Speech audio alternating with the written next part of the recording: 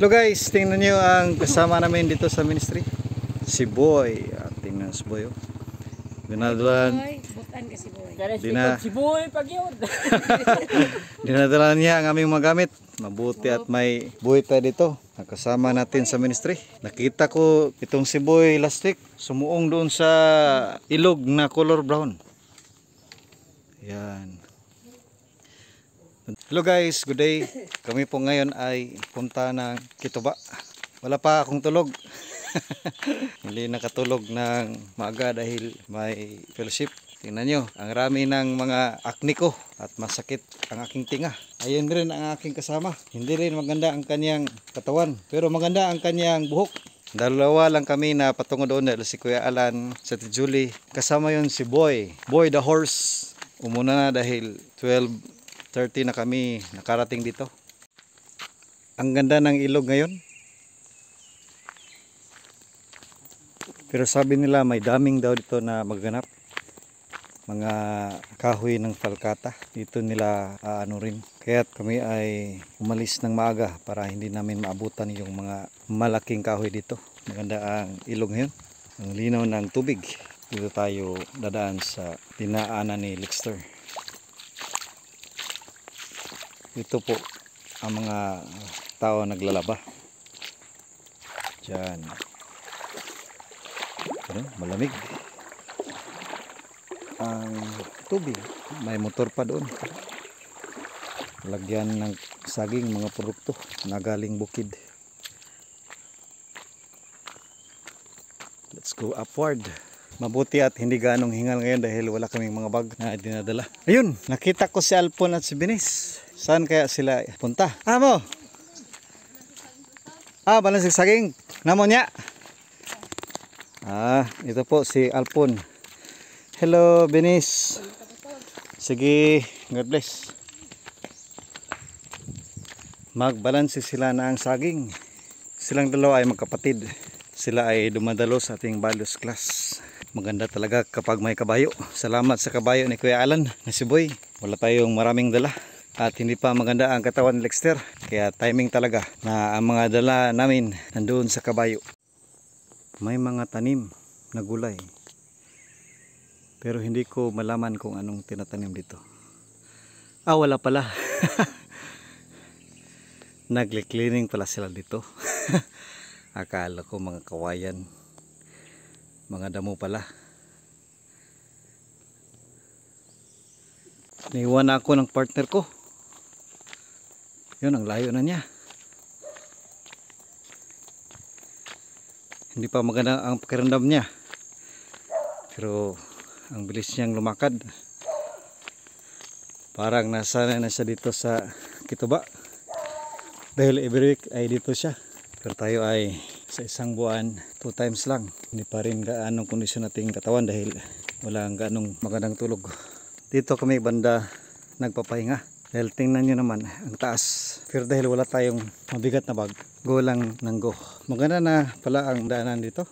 Kayang-kaya na sa ating motor. Baka next month, God willing, madadala natin ang motor natin dito.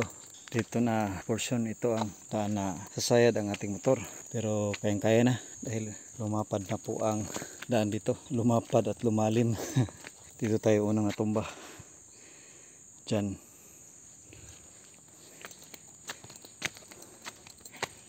Yan o.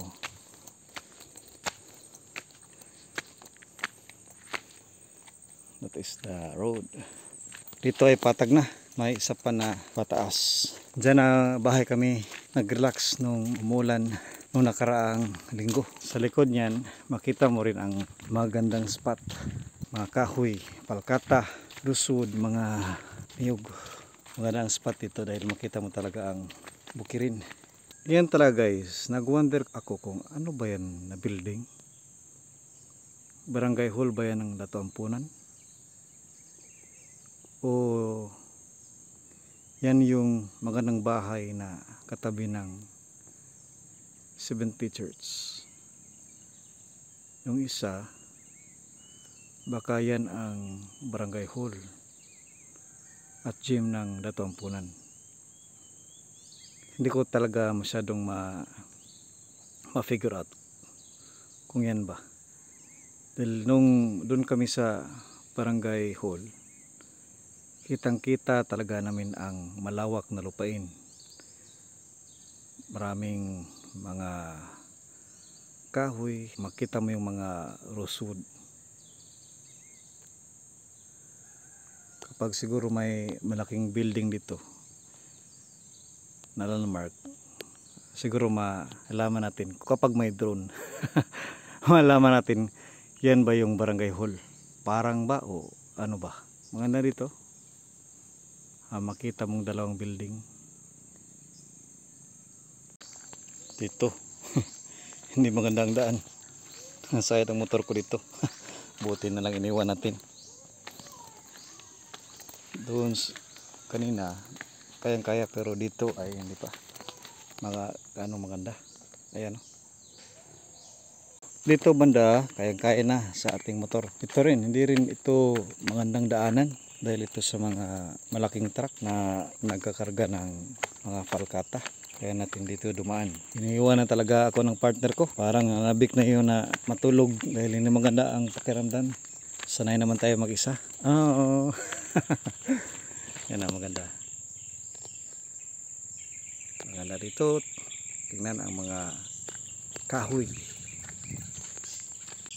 Tingnan nyo ang kakao dito. Hindi maganda ang mga bunga niya. Parang nasusunog.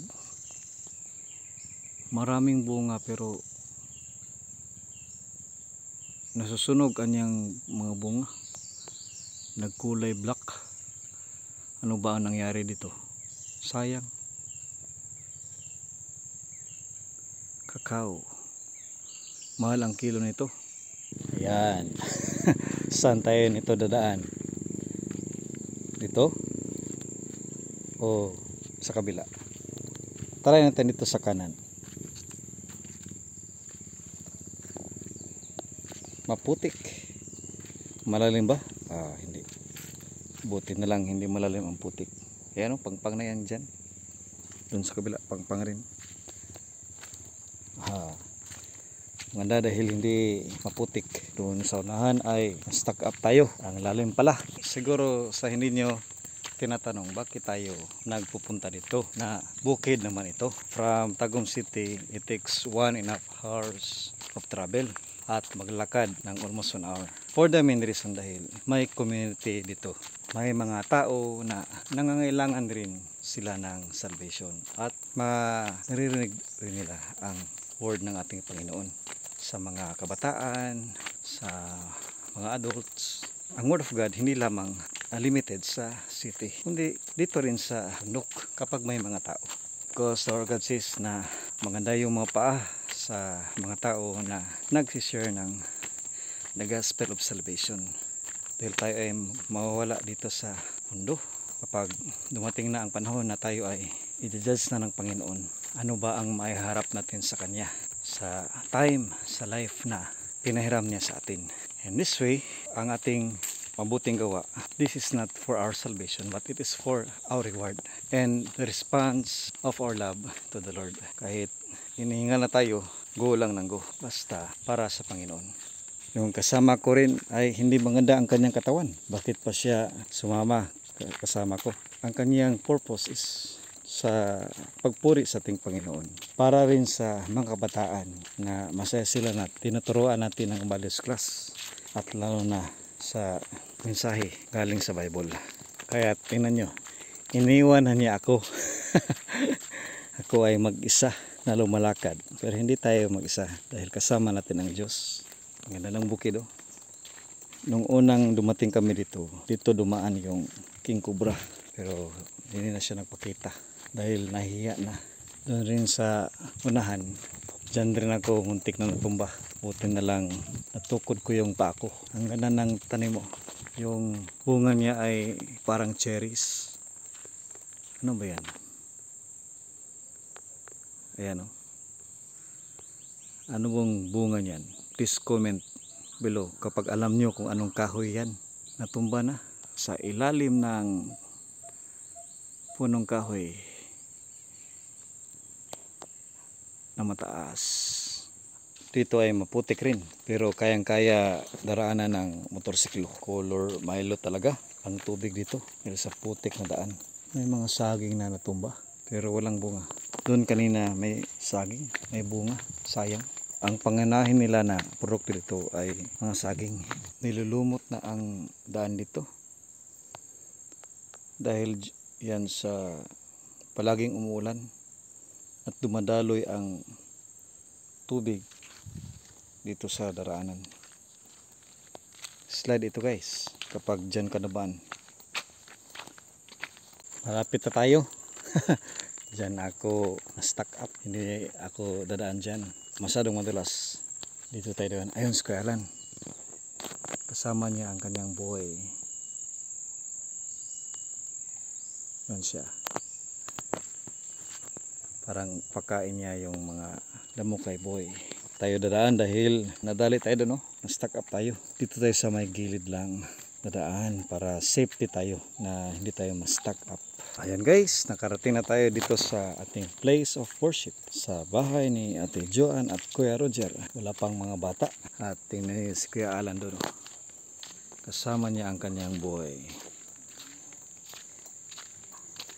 Dito tayo dadaan.